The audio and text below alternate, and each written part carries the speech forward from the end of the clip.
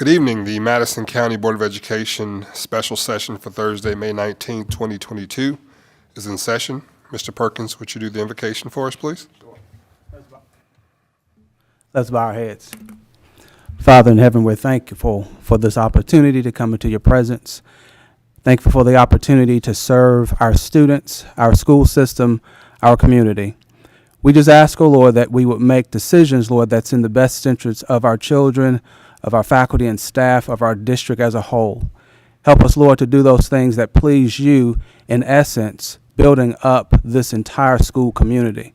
Thank you for the opportunity that you've blessed us with, and may we keep in mind, Lord, that we're servants of the public and that we are to do those things that is in the best interest of everyone.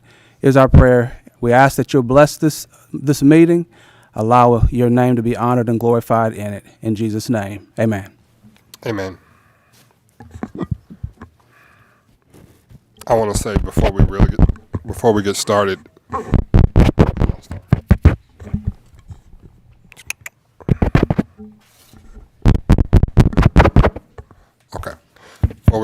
thank you all for your patience. We had a whole board training from 2:30 to 4:30, so it kind of went a little bit over. So again, thank you guys for your patience and waiting for us. And we'll go ahead and get started.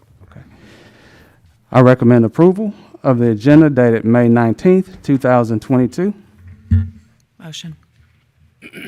Second. I have a motion and a second for the recommendation of the approval of the agenda dated Thursday, March 19, 2022. Any discussion? All those in favor? Aye. Aye. Aye. I recommend approval of the minutes dated April the 7th and 21st, 2022 as submitted. Motion. Second. I have a motion and a second for the recommendation for approval of the minutes dated April 7th and 21st, 2022. Any discussion? All those in favor? Aye. Aye. Aye. I'd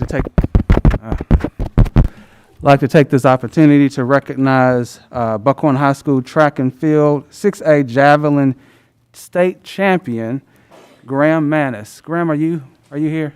We see. Come on up, Graham. Coach, come on up.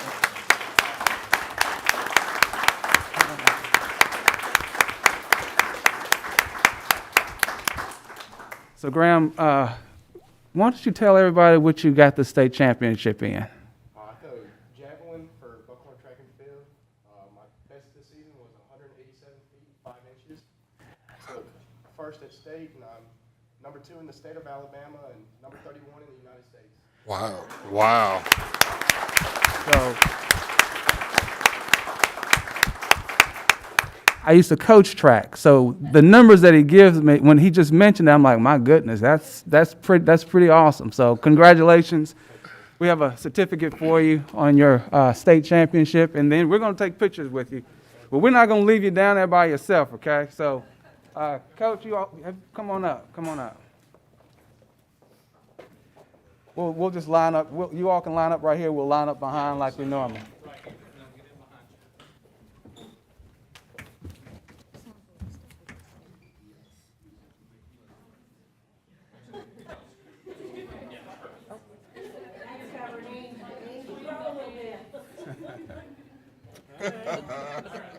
Welcome aboard.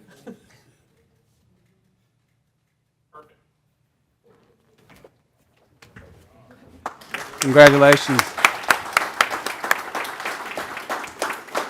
That's a big deal, folks. I mean, there's a lot of students that he's had to bypass to get to that level. So we just want to congratulate you again on a job well done.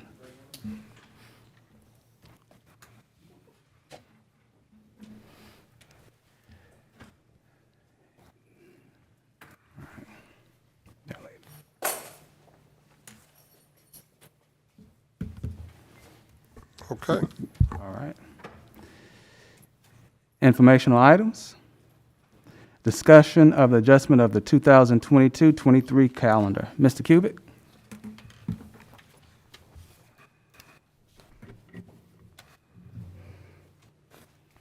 Good evening, Board. The 22-23 calendar when the executive team met with the superintendent the other day, we talked about the calendars for 23-24 and 22-23, and there's a revision to 22-23. And what we want to make the board aware of is there's going to be 3 days that are going to be created to e-learning days. That would be September 14th, November the 2nd, and February the 1st.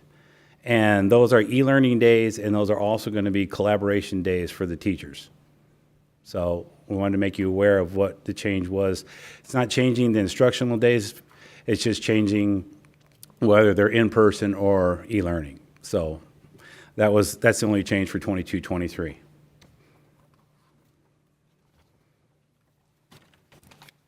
All right, 2022-24 calendar, Mr. Cubic. I think Austin's gonna pull that up. All right, this is these calendars have been sent to Huntsville City and to Madison City. Madison City's still working theirs. We have not heard back from Huntsville City, but these are the proposals for 23-24. If you'll notice, we'll have the phase-in period again beginning on August the 2nd, so that'll be the first day of school. We'd have the 3 days at the beginning of the year, so we have phase-in for kindergarten. Typically, we do 6 days of PD at the beginning of the year. You're going to see that that's been reduced by a day, and I'll show you where that's going to be.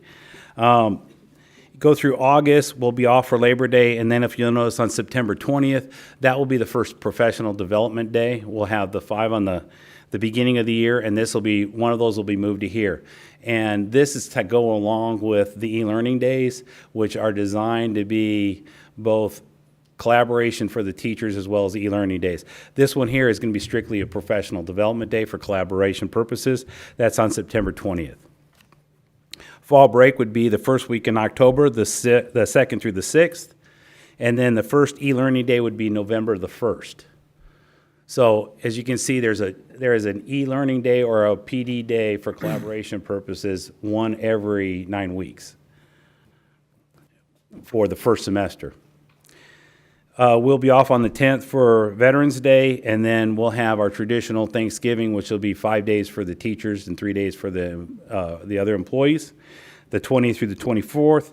There will be a half day on December the 15th, and then the teachers and students' winter break will begin on the 18th of December, and they'll run through the 1st of January, returning on the 2nd. January 15th is the holiday, and then the next e-learning day would be on the 31st. And we said that we're doing 2 e-learning days in that third 9 weeks, second semester, versus because you'll have testing that'll be in April. So there was more, when Mr. Sly was looking at these, they thought one of the points he made was a greater interest or a greater need for them on the front side of this side. So that's why you'll see there's one in January and one in February. The 19th is also a holiday, and then the second e-learning day would also be on Wednesday, the 28th. Spring break is scheduled for the 11th through the 15th. There will not be a weather day in this calendar. And then if you'll notice on May, graduations are the 21st, 22nd, teacher work day on the 23rd, the 21st and 22nd is both being half days. So, and then we'll be honoring or recognizing June 19th on June 19th, which is the Wednesday in June. Again, this has gone to Huntsville City. It's gone to Madison City. Madison City was still working on theirs. We have not heard from Huntsville City, so I can't tell you whether it's aligned or not aligned with them. I can only tell you what we've sent both of them. Madison City did say that they were aligning a lot of theirs with us, but they were still looking at some of the things. So I don't know what Dr. Nichols is doing in Madison. So the fall break and spring break for 240-day employees, looks like it's 1 day. Is that, you normally had 2 or 3 days, correct? It all depends on the year and how the calendar falls, because really when you think about it, a calendar for school system is driven by winter break, because it's how Christmas and New Year's fall. Because running over the first semester into the second semester makes it difficult on the high schools when they have to come back for a week or two, and it's pretty much finals. So the intent is to try and finish up first semester before we go to winter break. And then, of course, the state's always kind of pushed that we want to finish up school before Memorial Day. So you only have X number of days in there to work with. And then you also notice that in February we have a leap year that year, so we've got the 29th in there, so there's an extra day there. But adding June 19th is a day, and then how, of course, Christmas, New Year's, how they fall, adds or subtracts from there. So we are contracted for 240 days, and the board, for every contract, they have a specific number of days, and those are outlined in the calendar, so. Okay. So on the 20th of September, what did the children do? The 20th, that's an off day for the students. That's a professional development day for the teachers, so students will not be in school that day. It's not an e-learning day. The e-learning days, this one has one professional development day and 3 e-learning days built into it. The one I told you about for the change for next school year has 3 e-learning days built in. We couldn't change the professional development. It's already been scheduled, so we couldn't change one of those. So that's one of the professional developments, Ms. Brucker, that's typically in like July 25th. That's where that was prior to this change.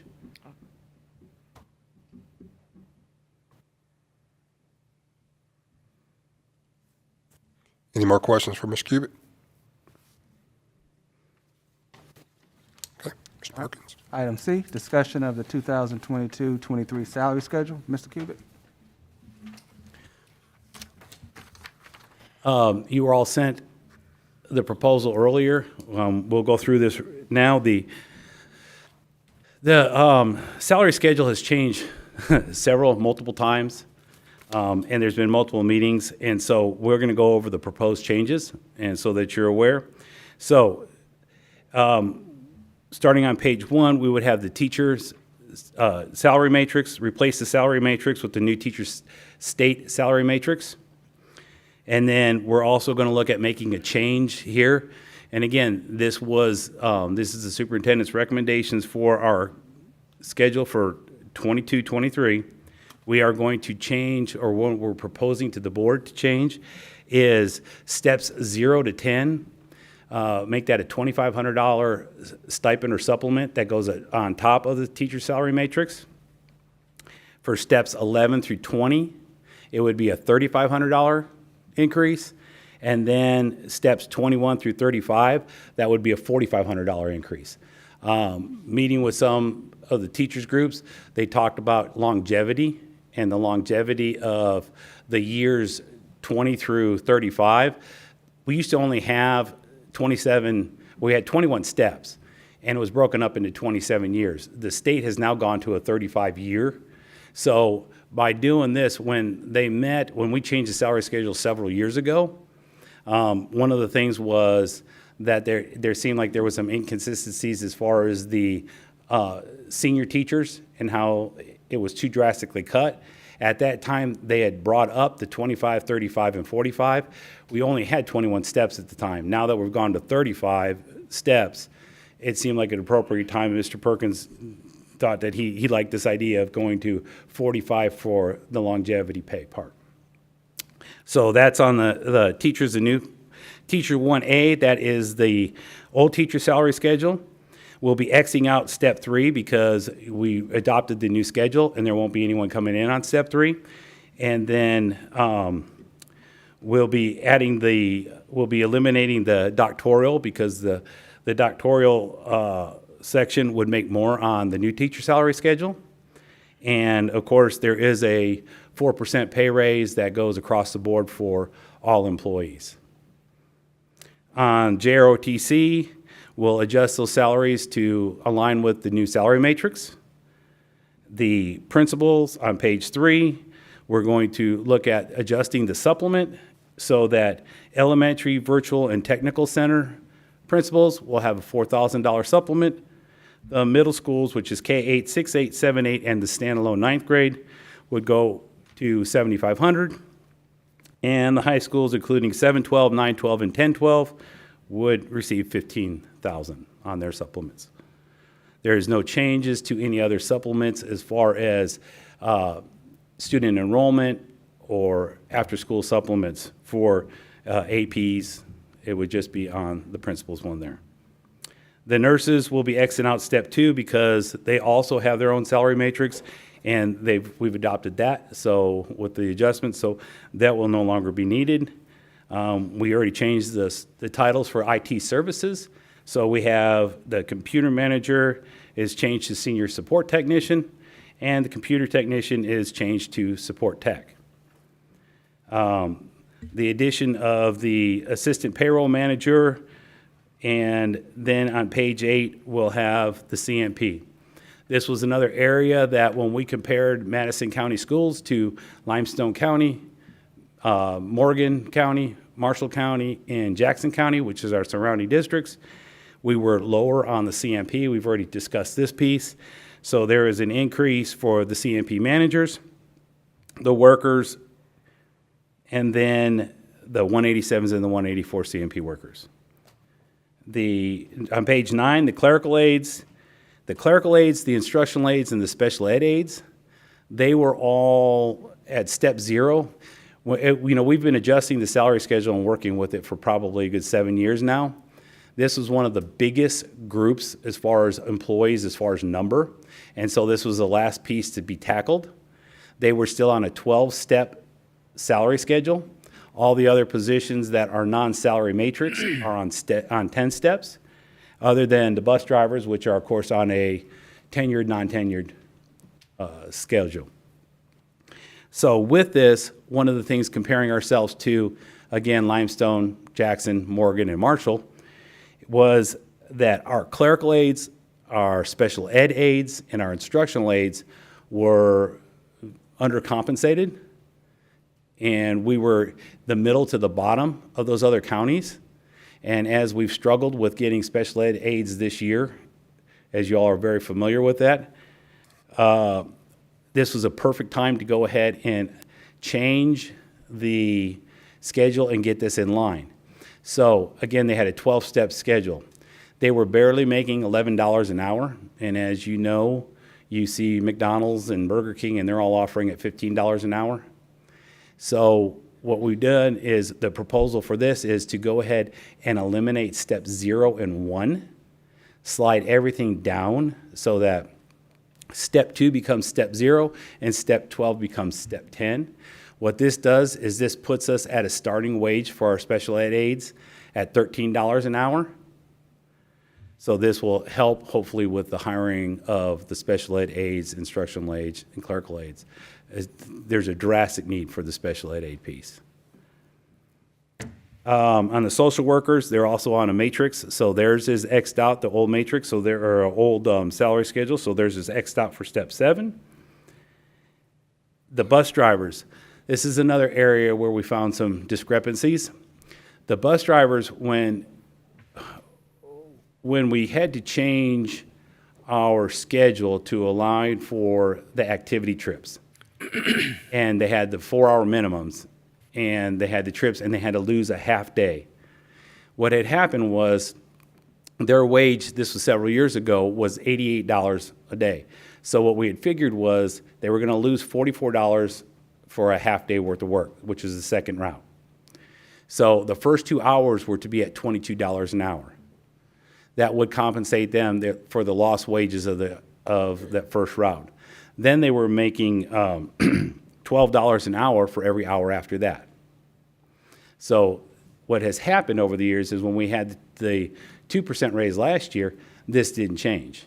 And now that we have a 4% change, a 4% raise, we need to look at changing this, because this is one of those things where our activity trip bus drivers are stopped doing activity trips. They just said, it's not worth it for us, we're losing money, because they make about $100 now a day, and they're losing. By the time they go ahead and you back out how much their half day is, which is $50, $51, and you back that off, and then what they're getting, they're actually losing money by taking activity trips, so they stop doing it. So what this here aligns for is this compensates them. So the first 2 hours are at $26 an hour, which basically covers the cost of what they're losing for that first 2 hours when they miss their bus route. And then each additional hour after that is at $15. So that was for the activity route. As far as the lead driver supplement has changed drastically over years. And the lead driver supplement has gone from where they were just basically doing a monthly report to now they're actually involved with routing and a few other things, and it's gotten a lot more cumbersome. So this was recommended after a long discussion with our transportation department, that we look at changing from $90 a month for the lead driver supplement to $1,000 per year with a tack on of $100 per bus. We didn't want to just go with a straight supplement because you might have a school that has 3 buses and you might have a school that has 20. So obviously the amount of work is drastically different between the two schools. So by doing $100 per bus, that compensates them for the size as opposed to, so $1,000. The $1,000 also includes them working 40 hours during the summer to come in with transportation, to run routes, and to check routes and make sure that all the routing is done correctly prior to the start of school, okay? And then transportation also discussed the supplement for dual routes at different schools. So if you have a dual route where you're running, let's just say, Monrovia Elementary School, and then you run that same route at Monrovia Middle School, and that bus driver leaves Monrovia Elementary and goes up there, it's actually a second job. So they propose a supplement for a year-long supplement, which is basically paying them to run that double route for the entire year. And there will be a contract that basically states that they will do that route for the entire year. So it's basically getting 2 bus drivers out of one and compensating them for doing that. Anything that they would go over 40 hours in that week would be compensated as overtime. But because they're getting compensated for it and it wouldn't go, most of them should not go over 40 hours.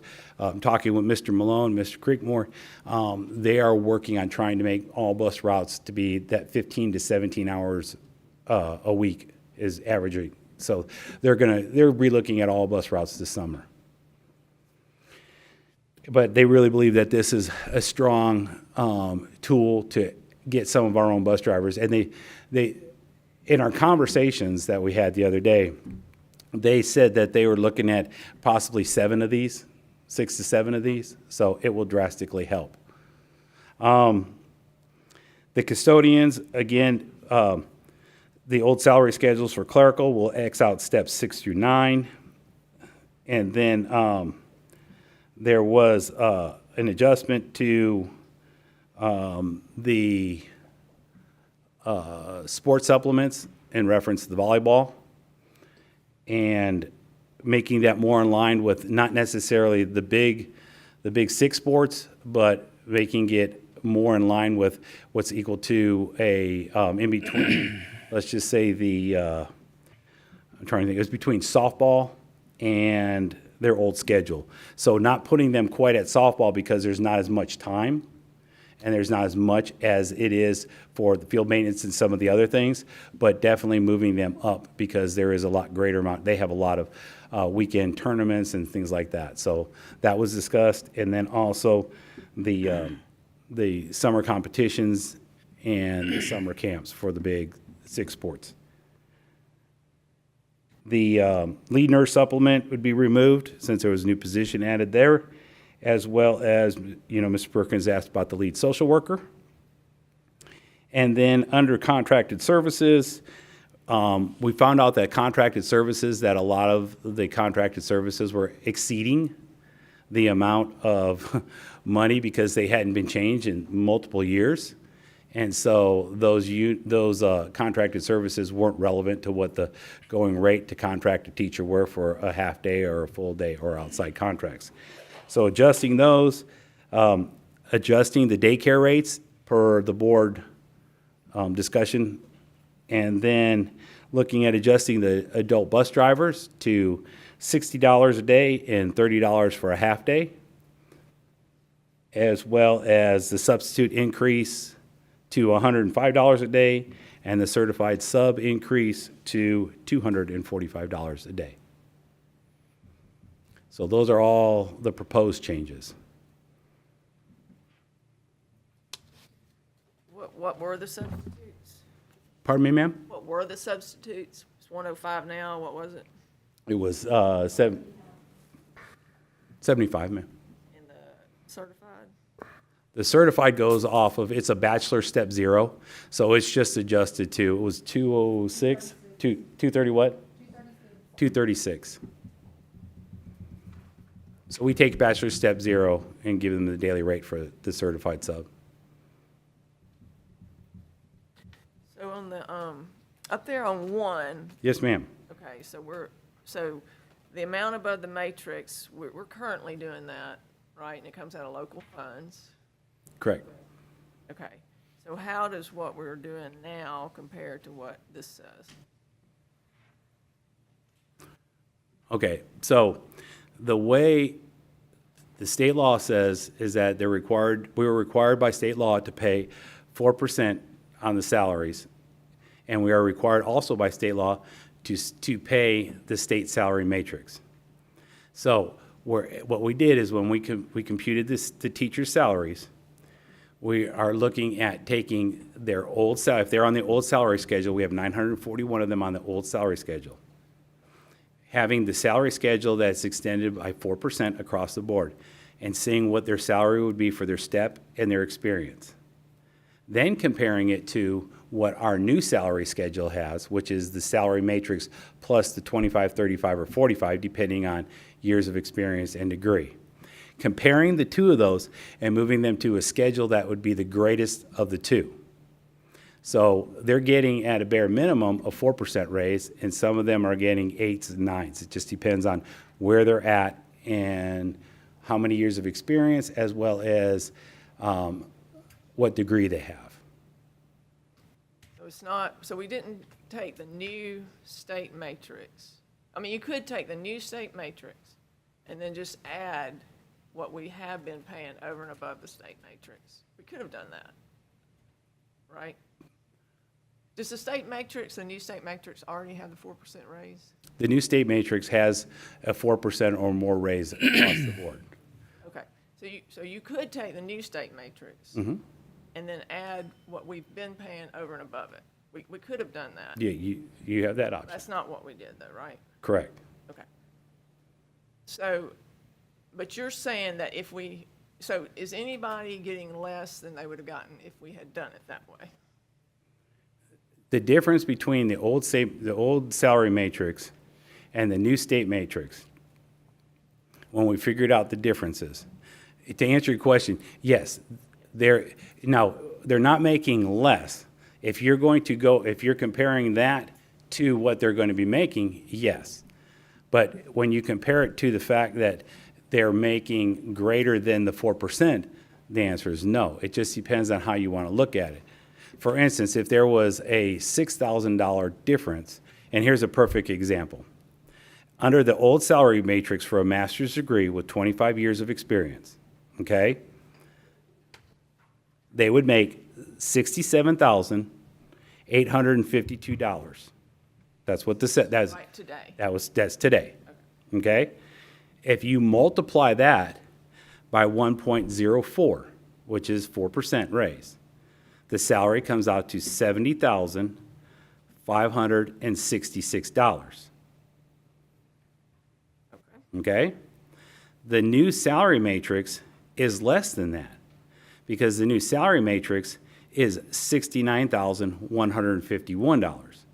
Now remember, That's the that's right from the state. That's the money from the state. That's the new salary matrix. That's how much we're getting from the state of Alabama for that teacher, okay? But Madison County has always paid above the state matrix. Whether you're on the old salary schedule or you're on the new salary schedule, we've always paid greater than the state matrix. Well, with the 25 years, you have the extra $4,500 on top. So we add the $4,500 to the $69,151, and their new salary is $73,651.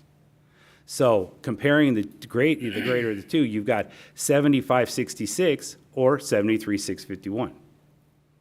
So in this case, we would move that teacher off the old salary schedule, move them to the new salary schedule, and it would be 73,651, and they would continue from there through step 35.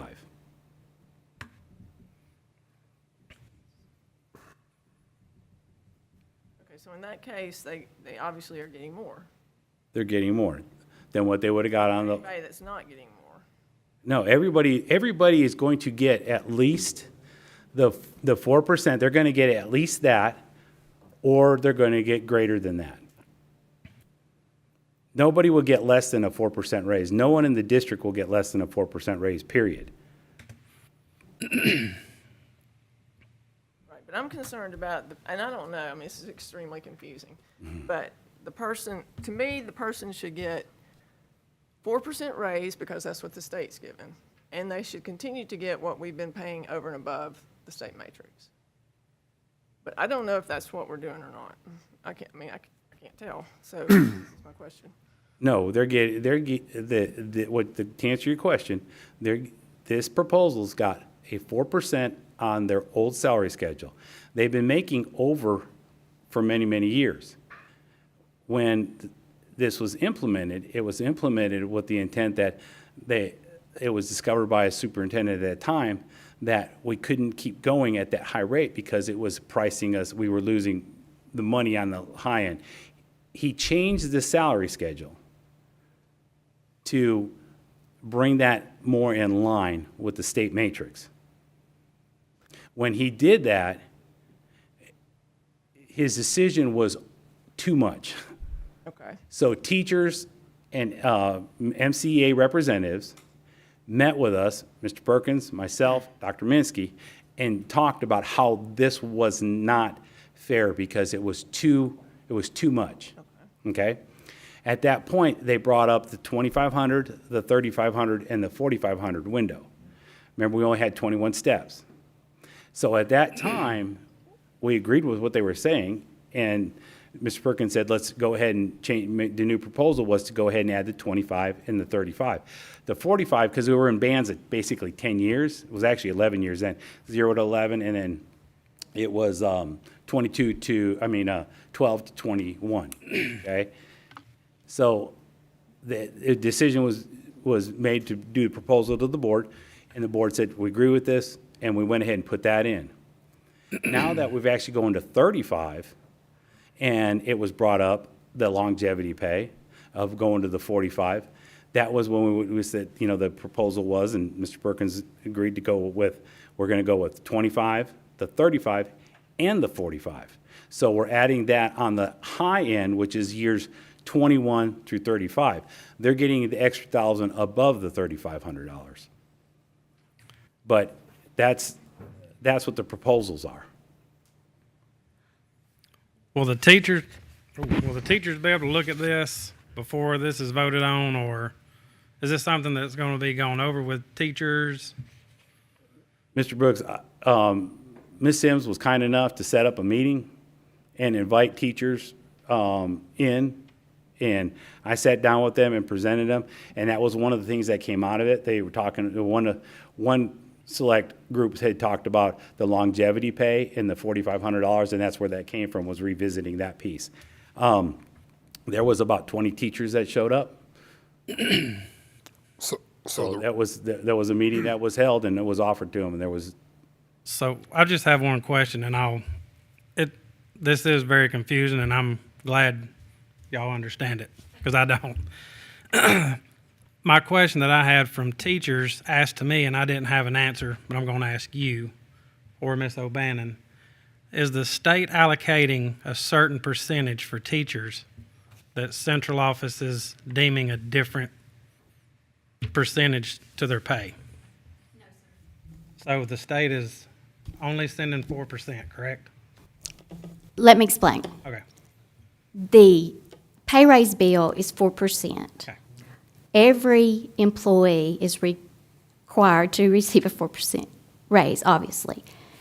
The state salary matrix is the funding by the state for all of our state earned, based on enrollment, teachers and certified employees, based on our enrollment. We have many others, teachers, several others, as well as our support staff that are locally funded. So the state matrix tells every school district across the state. The media, I think, misled folks because they didn't understand it. It tells it sets the standard for every school system across the state. You must pay every teacher, locally funded, state funded, federal funded, whatever, this amount. We've always paid more than that, and we will continue to pay more than that funding state matrix mechanism, okay? The proposal is for teachers at step 1 through 10, they'll receive every increase on that state salary matrix, whether it's a 4% raise or in some of the higher areas, whatever that is. We will continue to pay over that with local tax dollars. So the proposal is, and I'm going to answer Ms. Rucker's question too, or try to, the 1 through 10 steps for teachers will receive what the state's minimum is, plus 4%, plus $2,500. Well, the state minimum already includes the 4%, so that's in there, the new one. Steps 11 to 20, same thing. We're required to pay that as a minimum. Then we, as a board, budget what we can afford to pay in local dollars over that matrix. So the local dollars cover our entire operating budget. So the proposal is $3,500 for steps 11 through 20. And then steps 21 through 35, because the matrix is extended out. We're adding another it was just $3,500, so we're going to $4,500 for that longevity.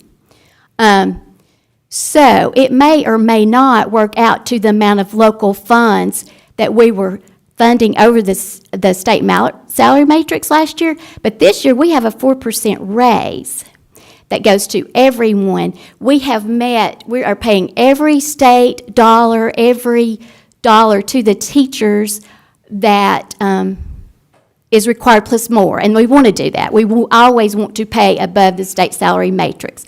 So some are receiving more than the 4%. It can be 7%, 8%, depending on where they were in the new state salary matrix. So every teacher has the opportunity. We were going with the old salary matrix, and the new one with the supplements added to the matrix was for only new hires. So this year, with the 4% raise and the matrix, every teacher will be allowed to go to the new salary matrix if they can make more on that. They're given that opportunity. That's a local board decision. So if you look at the cost of the 4% raise across the board, because we have locally funded support staff, we have locally funded teachers, we have locally funded assistant principals, we have locally funded counselors. That 4% raise is costing the system $650,000. This is a recurring cost every year, just like the 2.5% last year. It cost the system $300,000 in local dollars, and it's just compounded every year. You take what they earned last year, and we raise that another 4% with these raises. And then to start the raise early, we start the raise early because the state does not budget for that raise until October 1. We started at the beginning of the contract year so that everyone receives it when their contract begins. That's for all employees, whether they're state funded, federal funded, not federal, I'm sorry, federal takes care of that, state or local. So that's another $600,000. And then we look at the other needs with our instructional aides. All of that plays into our local dollars and how we're spending those for our personnel cost. It's based on what we can afford to do across the board. Now, if we didn't have locally funded teachers, it would say more, and we could probably do more with the state money that we receive for those that we earn based on enrollment. But we would have, obviously, we'd have greater class sizes. We wouldn't have as many instructional aides in our classes. So the local dollars covers the entire school district. So if you say, well, I'm not making quite as much, I'm not getting I'm getting an 8% raise, but I should be getting a 20% raise. That's not what the state matrix did. The state matrix said, I'm telling you, school systems, this is what they must make at all these steps. And we've always paid above that, and we will continue to do so. But it all has to fit in with our budget and what we can afford to do with the locally funded units, the support staff, and with, I'm not even going into non-personnel cost, because this summer I will prepare the budget, and we've got to project what that might look like. We can't, obviously we do that every year. So I'm just talking about personnel cost alone. So, for example, if we look at everything that it's costing us this year in local dollars, and I've broken it down, Mr. Kubek, I work with him to give him the dollars. It's costing the local school system $2,368,000. We also added this year a $600 COVID supplement for all the extra work that's being done in our schools and also to support everything. That cost the district $1.4 million. That's why we can do more over the salary matrix, and we always will. It might not be the same amount last year compared to what the matrix is this year. The state's finally caught on. We've got to have some longevity here, and so that's the areas they were focusing on. We're also focusing on that with the $4,500 supplement above and beyond what we're paying on the state salary matrix, which is the minimum. People may say, well, other districts are just doing exactly what they did. Well, our sister systems may be, Huntsville City and Madison City. But I can assure you, across the state, that's not the case. That was not the intent of the Education Trust Fund salary matrix. The pay raise bill is totally separate. It's just giving every school district what they are required to pay, whether they're state funded or local funded. Also, when we're able to have the same millage rates as Madison City, which they're at 39 mills, we have 16 mills. Huntsville City has 28.5 mills. And when our sales tax rates are 9%, where theirs are 9%, ours is 5.5%, we could give 20% raises to every employee in this school district. We're not able to do that because of the inequities in our local funding. We're still excited to be able to offer above and beyond what the state matrix, and it's been improved greatly. So we're still able to do that, and we will always do that. 80% of our costs, 78% of our costs are in instruction and instructional support. We have 3% or less in administrative support. And we do have the assistant principals in our schools that are locally funded based on the board's guidance with that to send that support to the schools. So we could cut some of those in order to give, if we're going to just designate, okay, we're going to put this with just say the certified teacher group. We'd have to pull out some of the other things that we're doing because everybody gets the 4% raise, whether they're locally funded or whether they're state funded.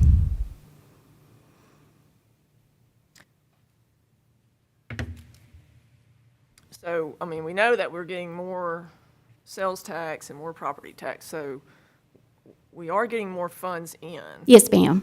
So, and I'm getting the sense that we're paying either the same, if you take our local funds and you make a pie chart and say what's going where, are we paying more for salaries out of our local funds? Absolutely. Yes, ma'am. Dollar-wise, percentage-wise? Because our Dollar- pie's gotten bigger. Yes, both. Yes, ma'am. And when we look at our reserve, yes, right now we have we average and we've been doing great with that over when the economy, I guess 3-4 years ago, when it started booming. We're still doing great here, and we're averaging a 2-month operating reserve now. But with that, we don't know if that's going to continue. We know these costs are recurring costs. Is that operating cost and those revenues recurring?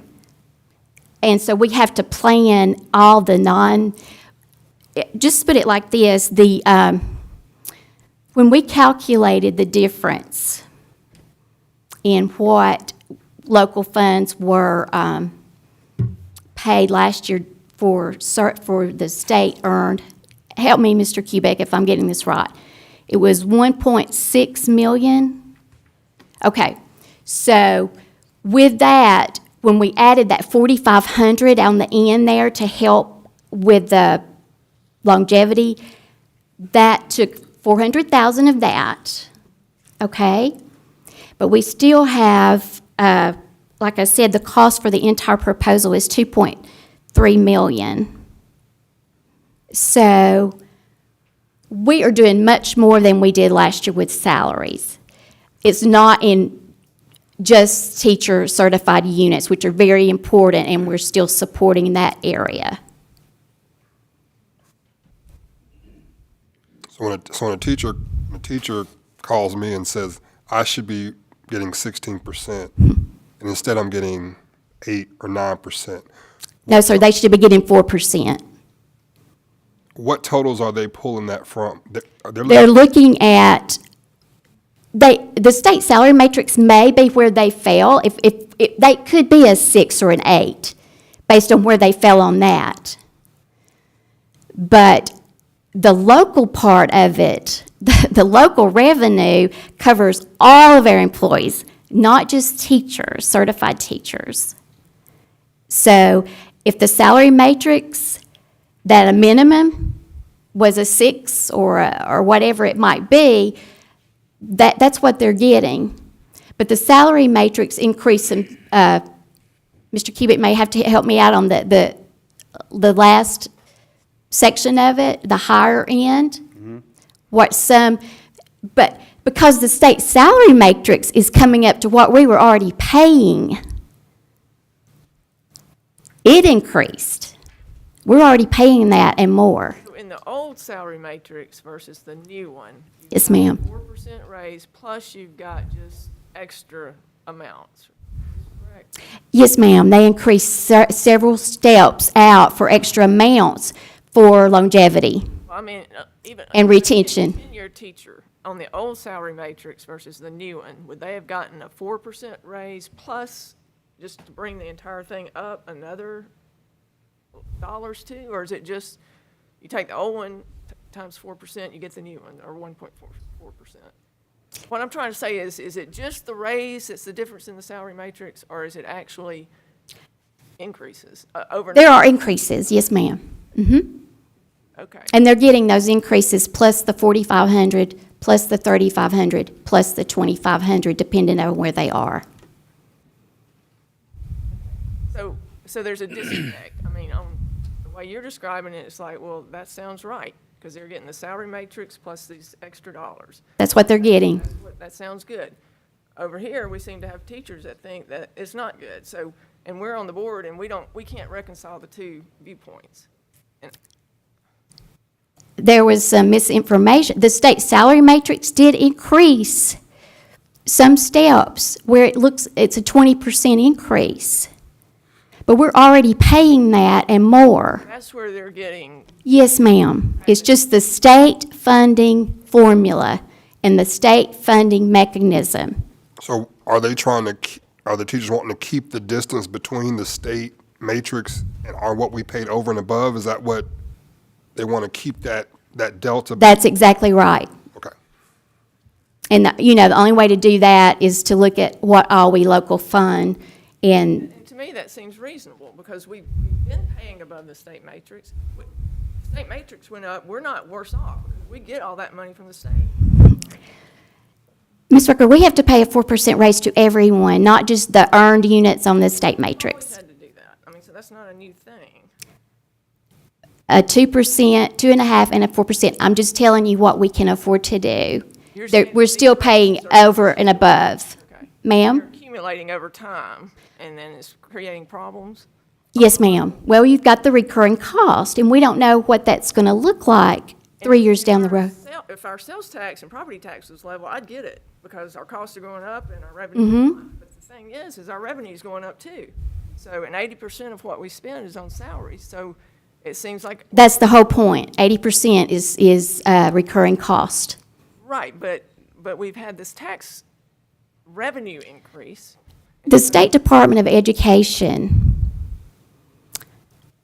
because they increased the matrix, did not put the burden on the school system to use local dollars to backfill what they've been doing and give 20 and 30% raises. We can't afford to do it. If we had the millage rates, other schools, because we have so many other needs. But now, if that's what the board wants to do, we can rework it, and I'm just telling you, as the CSFO, we cannot afford to put on another, that would cost us about $4 million just this year on salaries alone. So maybe we're, okay, so the locally funded teachers are now gonna get that 20%. We're gonna have to fork out the 20%. Absolutely. That's what's costing us so much. Yes, ma'am. How did we get here? How did, The way we got here is because the state legislature passed a 4% pay raise bill. And then they also passed the budget that has the teacher's salary matrix in it. And in that teacher's salary matrix, they realized a lot of school systems across the state weren't paying a minimum for what those for teacher retention, what we needed to be paying. So we had to adjust our steps on part of the matrix to meet that and then we also added on the incentives or the supplements with local dollars so that we're still paying over. so just for my phone calls tomorrow, Yes, sir. the answer is the state is not sending more percentage than central office is wanting to pay out. Yes or no? I don't understand your question. Say it again. Is the state? No, we're spending every state penny on the teachers. I'm just saying a science teacher from New Hope is thinking they're supposed to get 10% somehow and going to get a 4. Is that?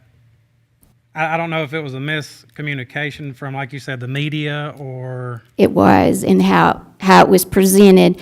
The matrix, the steps on the matrix are what we pay, whether that was a 4% on the tail end, whether it was more than that, but we took what we're already paying and we're adding to that. So some teachers are getting 8%. That's the difference in the new and the old matrix, correct?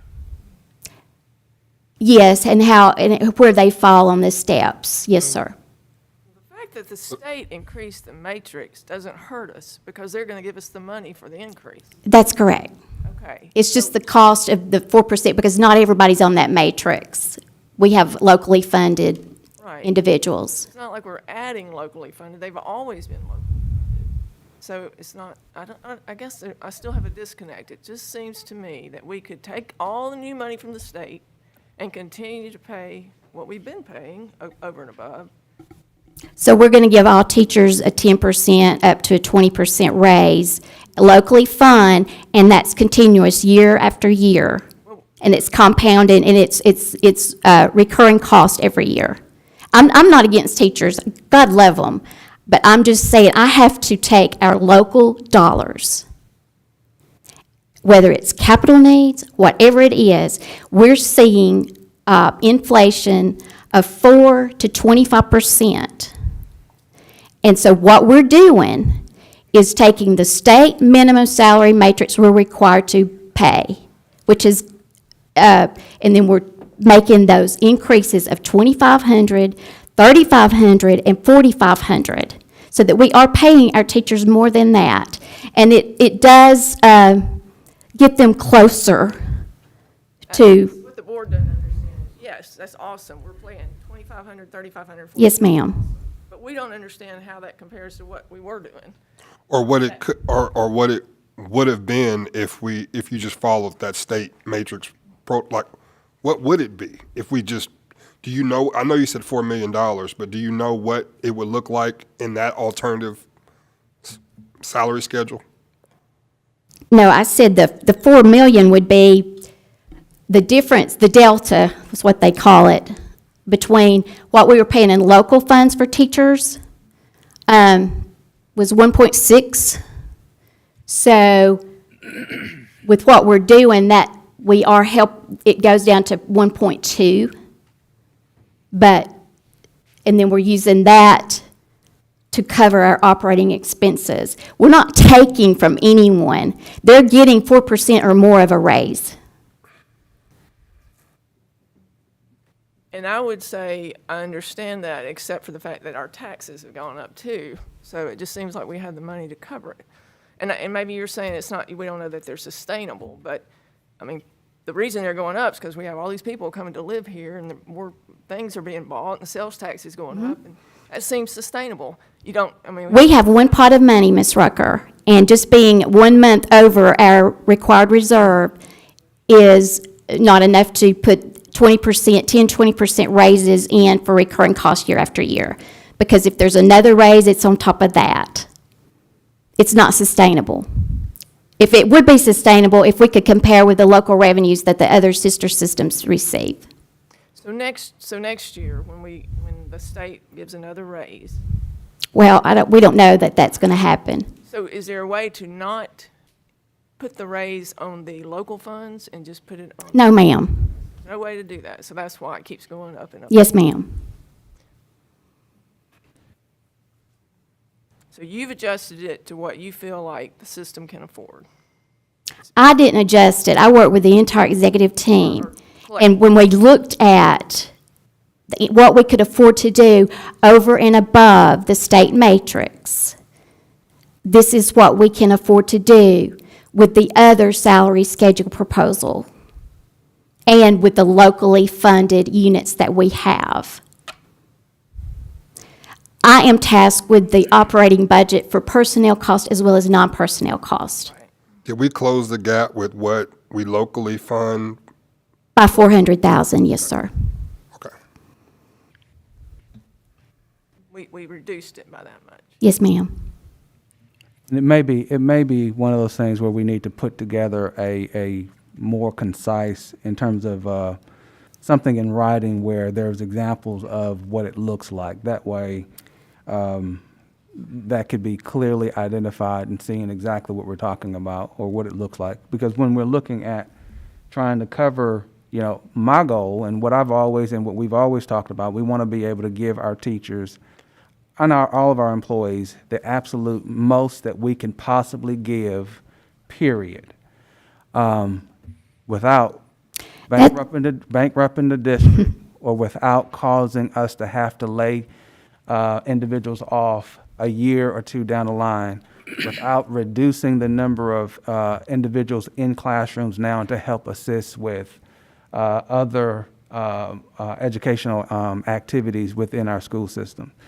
I want to maximize. I want it to be as maximized as possible to what we can afford without being a detriment to the functionality of our district as a whole. We've got to be able to sustain continual needs and increases and things of that nature.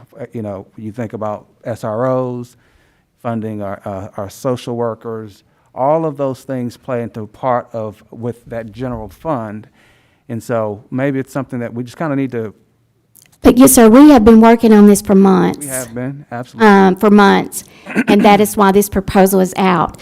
We need a vote on June 2nd, or no one will be paid on July 1, because everything has to be entered in our payroll. So I'm happy to answer any questions. Any of us are happy to answer any question, but we've been looking over this for months as to what we can afford to do over and above the salary matrix, considering everything we're doing and considering the 4% raise for all of our assistant principals, our counselors, our locally funded units, and what that recurring cost would be and what it will cost to start this July 1,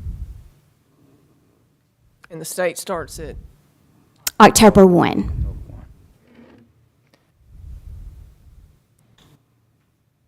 And when we've looked at this, and we've looked at it for months, we have consistently said, okay, how can we give them the max? How can we max out what we give our people? And this is kind of, and we're looking at it, and this is kind of where we've looked at it and said, okay, this is where we actually are. We've got to be able to continue to fund and run this. and we just had a session right before this about, gas prices are going up, and the state didn't increase the price reimbursement. No, ma'am. School buses have gone up 30,000 apiece. We get no more money for. That's correct. There's real increases out there. It takes me the entire summer, or our group, to prepare a budget, to show. That's what every teacher, needs to come to one budget hearing to see how we're funded and how we're challenged locally. Right. So to put on recurring cost is fiscally irresponsible and for something we cannot afford. We are 101, we rank 101st in the state for funding with 138 school systems. So there's 30-something school systems that's funded less than we are. So we have that challenge every year. We're looking at gas prices. We're looking at our insurance going up 25% on our buildings. We're looking at our solid waste going up more than double a month. And so I cannot be irresponsible with our local dollars. And we are absolutely want to give our teachers the maximum that we can give them. And that's what we're doing. That example you gave us at 73,651. Yes, sir. And that you gave, what's the alternative if we had the other option? What would that look like? Would it be 75? Do we have any idea? Have you guys scored that as far as taking that to the max? I'm not sure where you are, Mr. Curry. We had an example of the old schedule. Somebody made 67,852, and Right. with 4% raise, they get 70,566. Plus And now they're going to get 73,651. But I think, Nathan, you're saying if they got the supplement they got before, right. what would it be? Yeah, what would it be? With the 4. Okay, so Because I think the issue is that there's teachers that feel like they're not getting their full benefit, as other Correct. people have said. So I'm like, what does that look like? I'm still a little confused. Sure. So if you take the difference between what they made last year on the old salary schedule, okay, and the delta, what they're calling the delta, okay, and you subtract the part that we're paying over, if you're a step 25 and it's at master's level, it would be $747 more to add that. Because as you go down, it gets closer and closer and closer.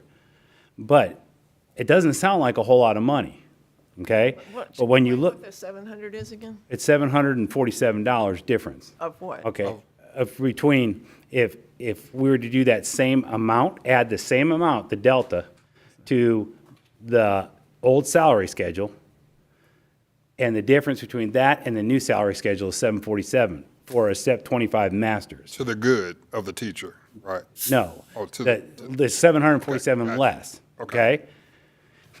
So if you look at a step 27 on the EDS, it's $364 to the good for the teacher.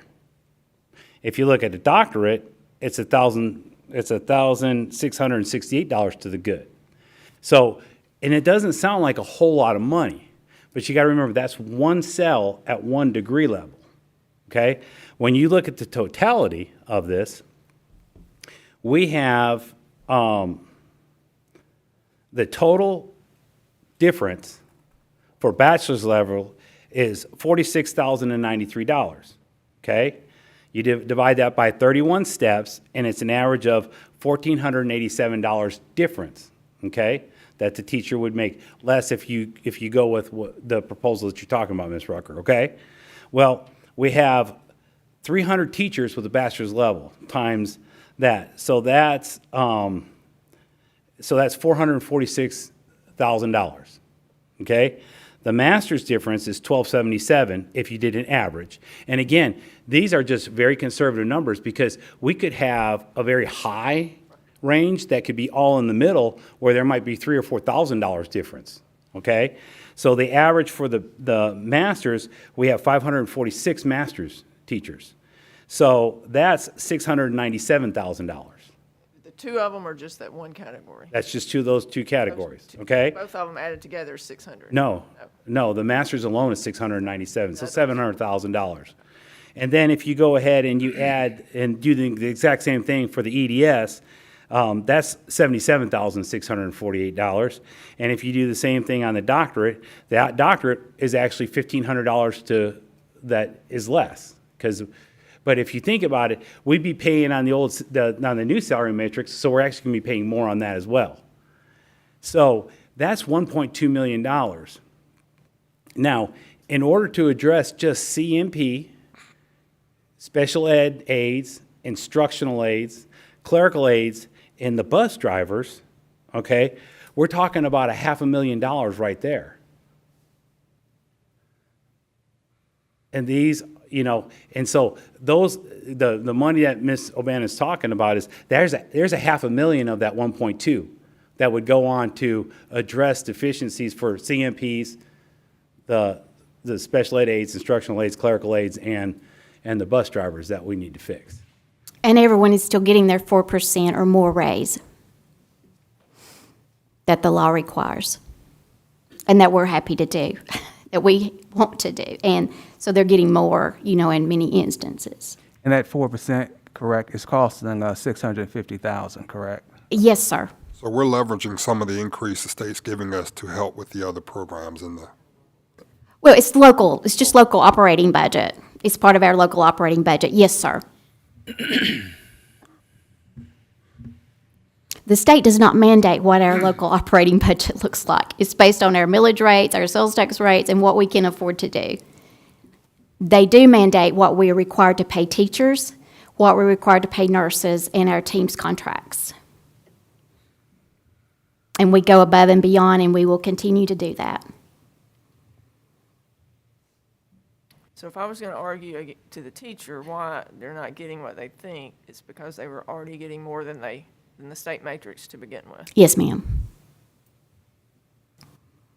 And the confusion when this all came out, because the state matrix is catching up and focusing on the longevity and teacher retention, they did increase some of those steps greatly, but our teachers are getting that. But the reality is, we can't afford to do above that, the 20%, like she asked. We can't, so the other part of that is we can't afford it. We can't cover that. Yes, sir, and that was not the intention of the budget, the ETF budget, or the 4% pay raise bill. That was not the intention. Only schools that, a lot of your city systems can say, okay, I'm going to pay more over the salary matrix than Madison County does. And they can't afford to do that because we just discussed the 9% versus the 5.5% sales tax rate, the millage rate difference. But each system has to look at their operating budget as to what they can afford to do with the local funds. We have to try to be close to be competitive though with our. Absolutely, and we want to. This is something we preach every year about how we are not funded equitably when you compare us to other city systems close by. We are, as Ms. Rucker said, we've had good budget years lately because our sales taxes are booming. We have capital needs that we can't even touch with the growth that's coming because we're still, so I have the responsibility, we have the responsibility of the school system to be good stewards across the board with our operating budget. And so that includes all the, like we're talking about, fuel cost increases, bus cost increases, transportation, whatever we're doing. And so this is more than equitable when we're looking at what we can do to still be very competitive. Because some of these sales are really, really close to what it was last year.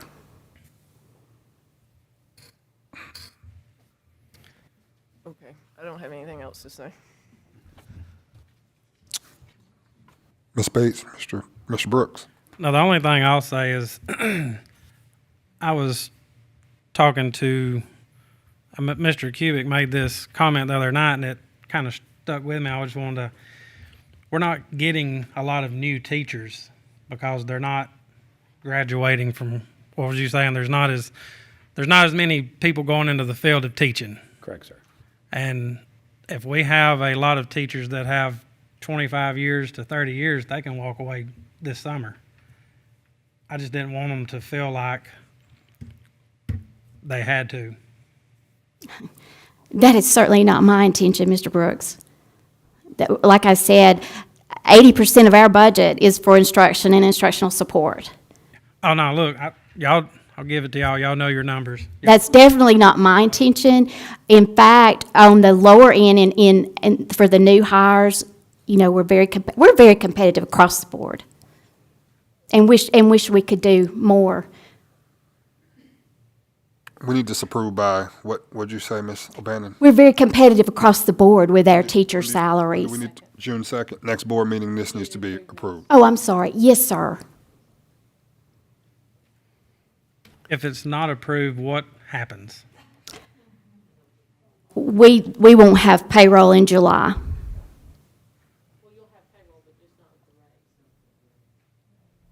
It will not, well, it'll be, we can't put it in without a 4%. No, ma'am. We won't have payroll. It takes at least a month to enter everything and get it in from personnel. We're actually already behind. But this was worth revisiting. We have looked at this for months. The entire executive team has worked with me. And sir, we need to calculate all 941 salaries and make sure that we're getting the greater of the two salaries.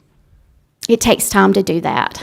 That process, you make sure everybody gets at least the 4%, right? It's guaranteed everyone's going to get 4%. There's no, because we're putting that on the current salary schedule. The old one is 4% for sure. So everybody's going to get 4%. But if you think about in simplistic terms, we pretty much already know that if you're a 21-year teacher, if you've got you're working in your 22nd year, those 22 and up, they're going to move to the new salary schedule because they're going to make a greater amount of money. We already know that. But we've got to go back and make sure that what there is, because we just need to make sure that we have them on the greatest of the two. We want to make sure that they're getting the most money that we can give them. Can we somehow just have one salary schedule and just move everybody up to whatever that is instead of having to still have two and look at the greater of the two? Can't we just move everybody up to the greater? Is that possible? Or we still have to have? There will be people that will stay on the old salary schedule because they'll make more money. If we move them to the new salary schedule, they won't make as much money. Can you make the new salary schedule equal the old one for those people? Yeah, can we just keep? Then the whole point with the new salary schedule was that you adopt the state matrix. So something like this, if we didn't have the old salary schedule, this wouldn't even be an issue because we would have dropped the state matrix and we would add our 25, 35. Well, and plus we're adding the 45 now. So we would add that too because the state matrix gets the raises. Your supplements that you add do not get the raises because those aren't funded that way. Those are fixed cost, okay? So if we just had the new one and we could plug everybody in on there, then we would have one salary schedule. That's why we've been going through and eliminating, and we're eliminating step 4 this year, because this is the fifth Eventually year you in. get there. We're getting there. And so when you think about this, after this year, if you think of from 22 to 35 will be on the new. And everybody that's 0 to 4 will be on the new. And then anybody who's come into our district over the last 4 years, 5 years, will go, that is between 5 and 21 will be on the new, because they don't get to go back and forth. This is, if you're on the new and you were put on the new, you stay on the new. And that's the other thing, is you can go ahead and say that the old salary schedule stays in place, put the 4% raise on there, and that's what it is. And not, the reason that this proposal came up was to try and increase the teacher's salary and give them the greater. Since the matrix changed, increased that, which increased our new salary, because our new salary schedule was not as good as the old one. As far as that, this gives our teachers that are currently on there another opportunity to get another bump on top of a 4%. So that's the problem with, it's going to get there, sir, but it's a difference of time. That was the previous administration, and that was the superintendent's recommendation, and that's the salary schedule we have to work with. So everybody who's been hired since that date is on the new one. This is just going to be moving a large chunk of our 22-year veterans to the new one and giving them a greater amount of money. But they will stay on the new one because it's better from them from that point forward. Also, because of the way the doctoral is structured, they will move to the new one. So all the doctorals will be on the new ones, and they're going to be good based on where they're at as far as steps and things like that. So the doctoral. So we'll only have, the old one will only exist for bachelor's, master's, and EDS. So we're getting there back to an old one. And historically, when you go way back, a lot of these things changed and for those that were here on the board at that time, and I know Ms. Thompson knows about this, the salary schedule was structured where the state gave us a raise, and they gave us, it was like 1% between years 1 through 7 for steps, and then they went to a 2% from 7 to 10, and then between 10 and 14 or 15, they gave us a 3% raise, and then from 15 to 19, it was a 4% raise, then there was a 4.5, and there was a 5. So you had all these graduated different salary schedules. Well, at that time, the low end, the front end got 1%, but the veteran teachers got 5%. So that extended that difference, especially when you're talking about, we weren't doing the salary matrix at that time. We were doing an old salary schedule, which was our own. So all those increases exponentially grew, which was a previous superintendent had figured out that had to be adjusted. And that's where it came from. So it seems like we've tried to fix the top, tried to fix the new hires, but now it's kind of coming together. It's getting better. I Yeah. mean, it really is. It's getting condensed back into one. If when we can ever get to where it's just the salary matrix, it's great, because here's the only thing that you would ever have to worry about changing is if you wanted to change your supplement piece, the 25, 35, and 45, because when we get to because we will always adopt the state matrix. We adopt the state matrix for teams, we adopt the state matrix for teachers, and we adopt the state matrix for nurses, because they have state matrices. Everybody else does not. And so eventually, when this all works out, you'll have the state matrix, that will be your salary schedule, and then the only thing that you really have to worry about changing is, do you want to add to the 25, 35, and 45? If you go with the proposal. But yeah, it's getting there. But you're talking about realistically 15 years before we'll get there.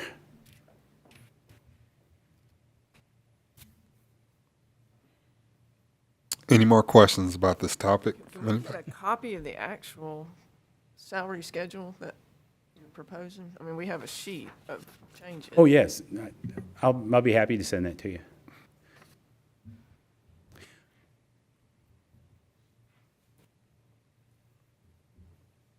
All right. Thank you, Mr. Cubic. Thank you, Ms. O'Bannon. Administrative items? Item A, I recommend approval of the April 2022 financial statements and payments of bills as submitted. Motion. Second. Have a motion and a second for the recommendation for approval of the April 2022 financial statement and payment of bills as submitted. Any discussion? All those in favor? Aye. Aye. Aye. Item B, I recommend approval of the adjustments to the extended day pay scale and fees schedules as submitted. Motion. Second. I have a motion and a second for the recommendation for approval of adjustments to the extended day pay scale and fee schedule.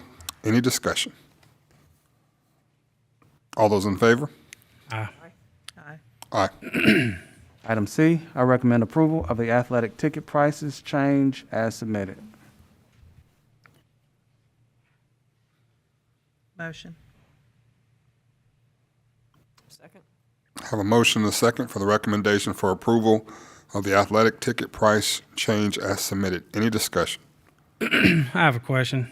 When last time we discussed this, did we figure out how they were going to divvy up the money? Because if they're doing away with the parking fees, then there was going to be that cut out the ROTC. But I know that they were going to continue just giving them money, or Yes. there wasn't a clear line there. Each school's worked out a formula based off of what each program was getting. So the school's working that out. That's not they're working out those percentages. But they can cut it out if they want to. I know they're not going to, but they can cut it out. They won't. They're not going to cut that out. But there's That's how their nothing- programs function. That's how their programs run. So they're not going to hurt their own programs by taking away the funds. And their goals were to at least receive what they had always received through those gate. That's the goal. Yes, that was the goal. And is this, I know everything's raising, the cost of raising for everything, so is this, what's the money going to? Because we discussed it was going to possibly go up, bring in $3,000 more at the gate. Is that what that was said? I'm not sure what you're asking. Well, I think Where's the money going? I think some of the concerns I heard was referee cost, just additional cost associated for athletics. That's kind of what in the need to raise. That's, those. okay, Yeah. that's what I was Also- talking about. And also to be in comparison with our neighboring systems. That's what I was talking about too. Like if if it was for the rising cost of umpires, if they went up $10 per umpire, or even if they doubled, you're talking about a couple $100. This is going to be several $1,000s because you're raising the tickets from 7 to 10. That's a couple $1,000s in revenue. Well, the amount that they raise, I mean, if they were just covering just refs, that would be one thing, but there are multiple, and you know this, there are multiple other items in a school that they're actually they've got to cover for and raising and, you know, just all the aspects of raising of their programs being raised in terms of costs and things of that nature. So that's what it's going to help assist with that as well.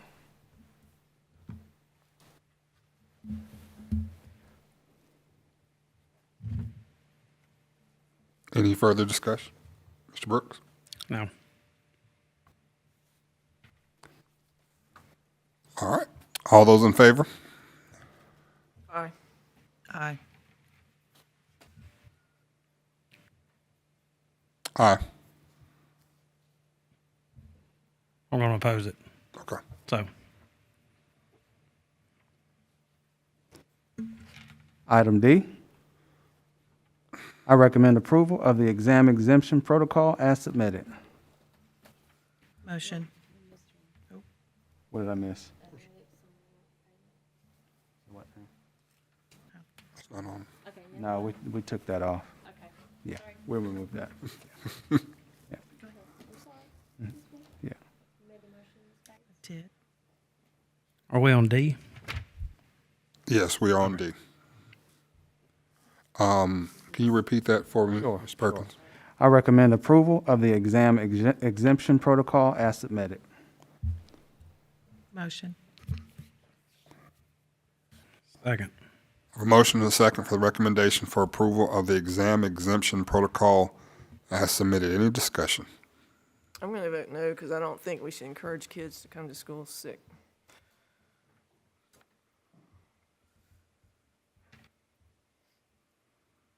And we don't know what COVID's going to look like.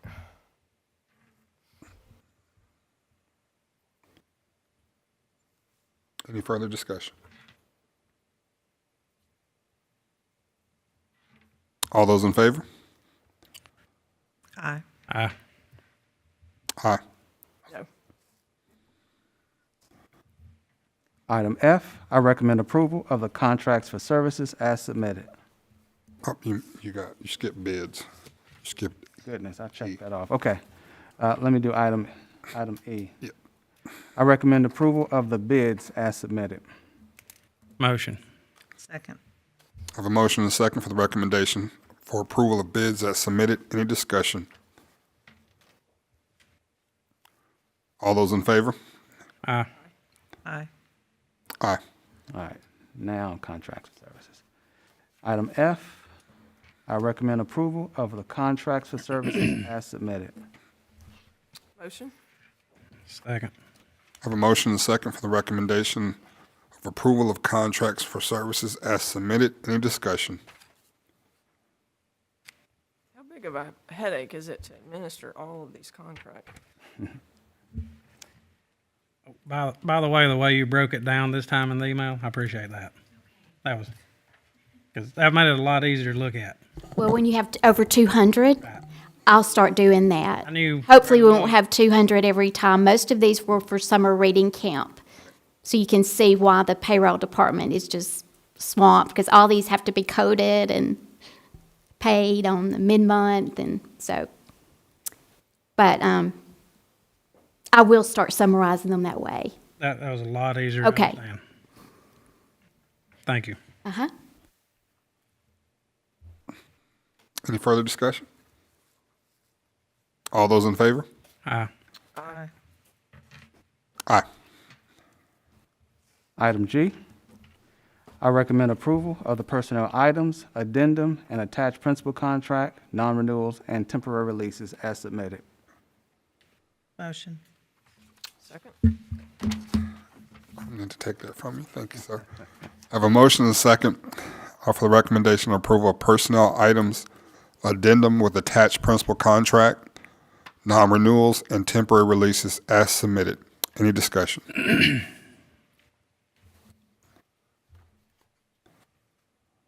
All those in favor?